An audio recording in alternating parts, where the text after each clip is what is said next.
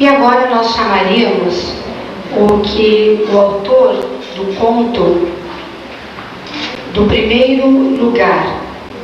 O conto se intitula Zumbiola e o autor é o senhor Hélio Parron Ferrara, de Itaguajé, Paraná, a quem nós chamamos para receber o seu diploma.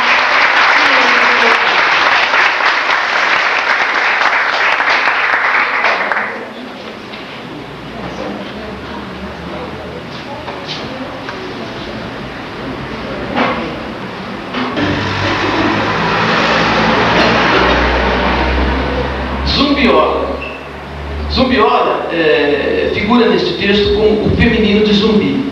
Todavia, trata-se de palavra incorreta e inexistente, sendo apenas uma suposta forma coloquial criada exclusivamente para este singelo texto de natureza fictícia. Zumbiola. Meu nome é Maria Coralina, Cora para os mais íntimos. Faço parte da administração do asilo Santa Marcelina, que, aliás, ajudei a fundar há mais de 30 anos. Seguindo o exemplo do bom Jesus, tenho me dedicado incansavelmente aos idosos, muitos, aliás, tomados pela demência. Por aqui passaram pobres almas com lições de vida aterradoras. Nenhuma, porém, foi mais forte que a história de Francisca Mello, vítima de um destino excessivamente atroz, cujos estigmas dolorosos lhe renderam, na pacata cidade de Itaguajé, o alcunho de Zumbiola. A ladainha dolorosa de Francisca começa lá pelos idos de 1969, onde ela, bela jovem, era uma de minhas melhores amigas, moça simpática, de uma vitalidade invejável, sorriso cativante e inteligência notável. Um belo dia, contudo, passou por aqui um certo doutor Otaviano Castro, advogado da capital. Sem dúvida, homem de muitas posses, pois dirigia um automóvel de luxo e parecia não fazer conta do dinheiro. Moço vistoso, claro e de olhos azuis, alto e de constituição atlética, extremamente esclarecido e cortês, era jovial e demonstrava profunda convicção em suas expressões. Veio a pequena Itaguajé, cidade paranaense de solo roxo, para negociar gado com os fazendeiros locais. Deve ter gostado, pois voltou várias vezes, travando grandes amizades com os pecuaristas locais, tendo sido numa dessas visitas que conheceu a rapariga Francisca Mello. Pobre Francisca, apaixonou-se perdidamente pelo bacharel comprador de bois. Quanto a mim, fui eleita por ela a confidente de seus pensamentos e sentimentos mais íntimos. Confessou-me sua paixão fabulosa pelo mancebo da capital, garantiu-me que ele tinha a melhor das intenções, que lhe confessara estar apaixonado, perdidamente apaixonado, pela vivacidade contagiante e beleza estonteante da adorável donzela Francisca. Assegurou-me que o letrado moço da capital falava em casamento sistematicamente. Seu dito sapateiro, pai de Francisca, o mineiro conservador e desconfiado, se opôs severamente ao relacionamento de sua herdeira com o tal doutor da cidade grande. Todavia, as ponderações de Dona Madalena, sua esposa, e o pedido formal que Dr. Castro lhe fez com toda educação e cavalheirismo, aliado à promessa séria de casamento, conseguiram dobrar o velho dito sapateiro, que assim, ainda que meio a contragosto, resolveu consentir o namoro entre eles, traçando contudo severas regras de comportamento. Regras estas que o elegante mancebo se comprometeu a respeitar incontestavelmente. Dessa forma, o namoro se desenvolveu romântico e promissor nos meses que se seguiram.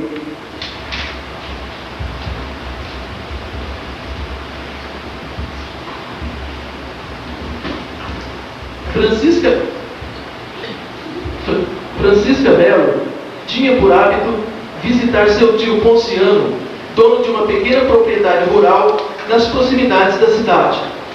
Visto que a distância não era grande, Francisca sempre fazia um percurso a pé. Numa tarde de verão, quando ela retornava de uma dessas visitas, feliz da vida e conjecturando o dia do enlace com seu amado Dr. Castro, foi surpreendida por um temporal repentino que se formou negro e assustador sobre a bela região de Itaguajé. Assustada com os estrondosos trovões e relâmpagos que cortavam os céus cada vez mais enegrecido, ela apressou o passo, prevendo contudo que não chegaria em casa a tempo. Todavia, como as linhas do destino se cruzam miraculosamente, coincidiu que o rapagão, doutor, vindo da fazenda Aurora, alcançou naquele momento sua bela namorada Francisca. Estava pálida e amedrontada com a tempestade, que já principiava fortes ventos e os primeiros pingos de uma precipitação inexorável. Com um breve sorriso, ela deu graças aos céus e tomou apressadamente o automóvel moderno do homem dos seus sonhos. Ele, por sua vez, lhe explicou sorrindo que vinha da fazenda do Coronel Bandeira, onde supunha ter feito excelente negócio de gado instantes atrás. Passando a impor grande velocidade em seu possante automóvel, na esburacada estrada de terra batida em que trafegavam, foram surpreendidos minutos depois pela terrível tempestade que desabou de vez sobre eles. Mais parecia o dilúvio em toda a sua plenitude. Fabulosas enxurradas se formaram em poucos instantes. Em meio a fortes ventos e tenebrosos trovões, o automóvel do Dr. Castro começou a patinar na lama e a deslizar de um lado para outro, enquanto seu poderoso motor roncava ferozmente. Porém, dada a violência da tempestade, o lamaçal foi se agigantando a cada instante, tornando-se intransponível em poucos minutos, de tal sorte que o carro terminou atolado naquele lameiro colorado. Não demorou muito, porém, para que os trovões e a ventania desaparecessem por completo, ficando somente a chuva torrencial e persistente.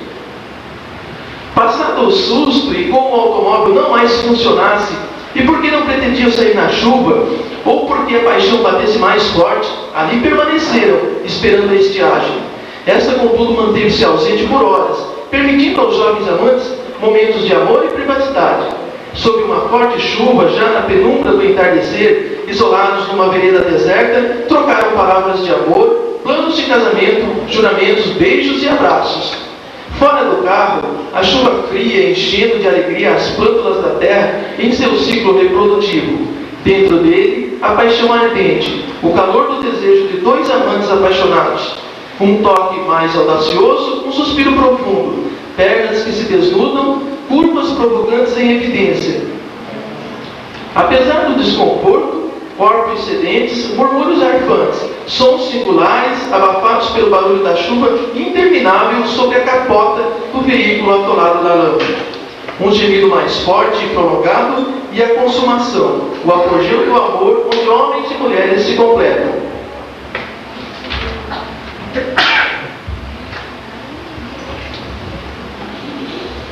Nos dias que se seguiram, Francisca Melo não contou a seu amante as crises terríveis de enjoo que a acometeram. Dr. Castro, por sua vez, continuou lhe visitando com frequência e muito mais entusiasmo. Encontros daquela natureza também se sucederam a miúde. Quando Francisca confirmou a interrupção em seu fluxo menstrual, apreensiva e inquieta, revelou ao amante sua incontestável gravidez. Surpreendentemente, ele, ao contrário do que supunha Francisca, se encheu de um sorriso alegre e cheio de felicidade. Abraçou-a fortemente, cobrindo-a de beijos. Doravante as promessas de casamento se multiplicaram.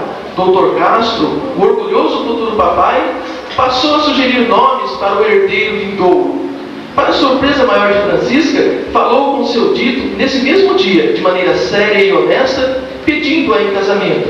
O velho dito, ignorando os fatos, animou-se com a disposição do rapaz, que despediu-se sorridente, prometendo voltar em poucos dias para iniciar os preparativos do auspicioso Himeneu. Um mês depois, Dr. Castro ainda não tinha retornado como de costume, mas Francisca não se preocupou, pois tinha plena confiança em seu futuro esposo. Todavia vieram o segundo e o terceiro mês e nada do conceituado varão. Francisca, já lá pelo quinto mês da gravidez, não tinha mais como esconder a barriga. Foi assim que numa tarde de inverno, seu dito sapateiro assustou-se com a protuberância abdominal de sua filha. Encabulado, pediu explicações à esposa, Dona Madalena, que por conseguinte questionou Francisca. Ela negou com veemência, todavia, o sumiço de Dr. Castro, aliado à barriga grande, pernas inchadas e um semblante denotando profundo desespero, derrubaram por terra todas as suas argumentações. Com uma angústia funesta, apertando-lhe a garganta, ela confessou aos prantos sua desventura amorosa. Debalde tentou Dona Madalena amainar a fúria rancorosa de seu dito. Tomado de um ódio cego diante da filha perdida, ele a espancou severamente, expulsando-a de casa e renegando-a para sempre. Ignorou insensivelmente as súplicas de piedade e perdão da filha desonrada e da esposa chocada ante o quadro aterrador. Flagelada e humilhada pela decisão desumana do pai, Francisca, com seu desencanto doloroso, foi docilmente recolhida por Dona Amélia, uma religiosa sexagenária e solteirona, que vivia sozinha em uma humilde casinha na periferia da cidade. Todavia, a profunda tristeza que desabou sobre a jovem desventurada foi terrivelmente atroz, tanto que, desatinada, iniciou uma série de loucuras impensadas. Tentou o suicídio, ingerindo doses maciças de medicamentos alopáticos, o que lhe provocou dores lancinantes e uma hospitalização de quase 2 semanas. Envergonhada e vítima do escárnio generalizado da população local, a futura mamãe tentou provocar o aborto com extravagâncias absurdas, como a ingestão de poções e chás à base de raízes e folhas.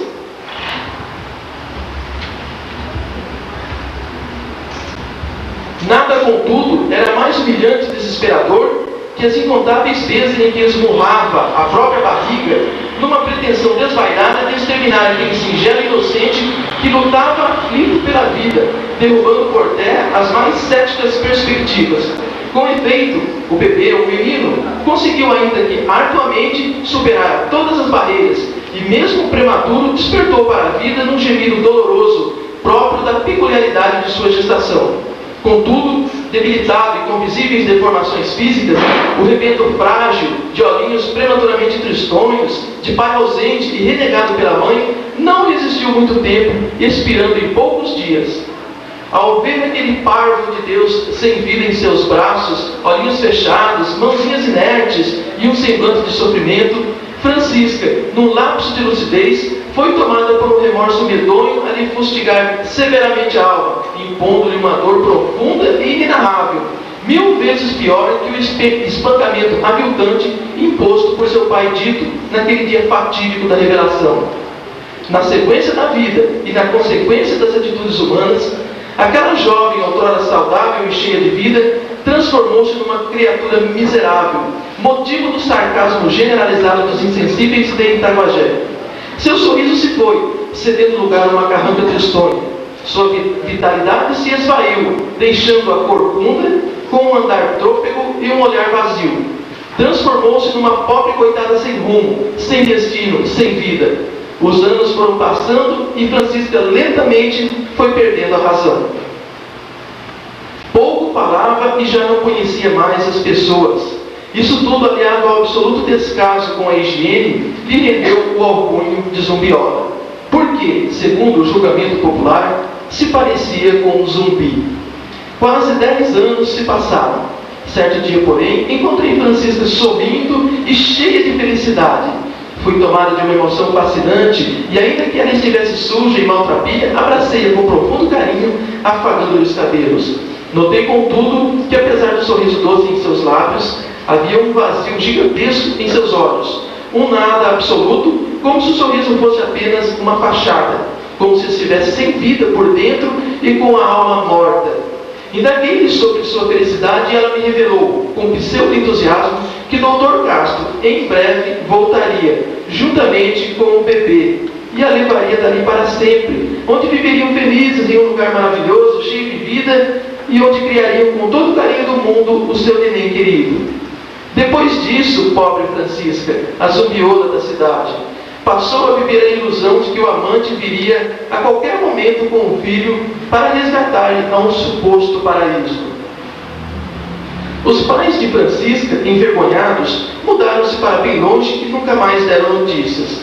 Dona Amélia faleceu e Francisca, pobre mulher, foi recolhida a este asilo em regime aberto, onde depende exclusivamente da assistência social e onde vive até hoje esperando a chegada de Dr. Castro e o bebê.